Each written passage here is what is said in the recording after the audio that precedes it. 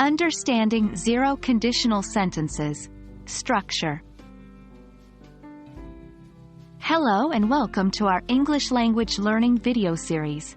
In this episode, we will dive into the topic of zero conditional sentences, which are used to express general truths or facts. Specifically, we'll be focusing on the structure of zero conditional sentences.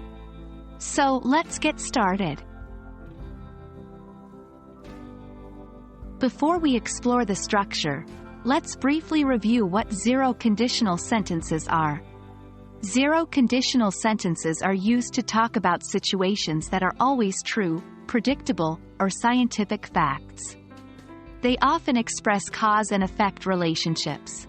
These sentences consist of two clauses: the condition clause and the result clause.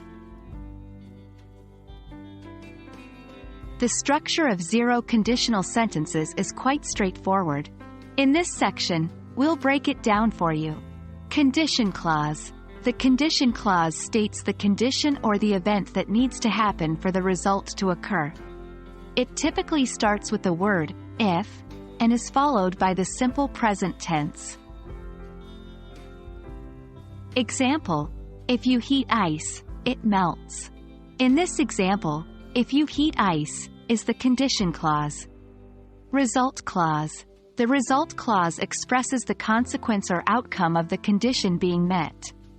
It usually starts with the word then and is also in the simple present tense. Example: if you heat ice, then it melts. Here, then it melts is the result clause. Let's look at a few more examples to help solidify our understanding. 1. If you mix red and blue, you get purple. 2. If it rains, the ground gets wet. 3. If you press the button, the machine starts. In each of these examples, we can observe the structure of zero conditional sentences, with the condition clause and the result clause.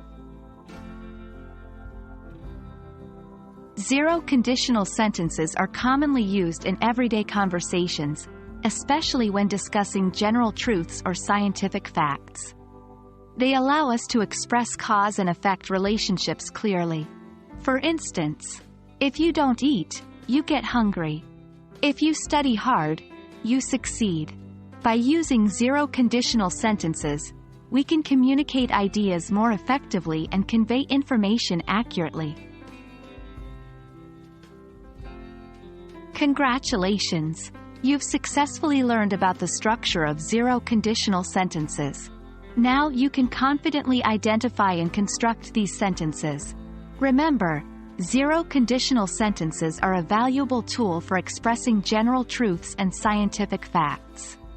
Practice using them in your conversations to improve your English skills. Thank you for watching this video, and we hope it has been helpful to you.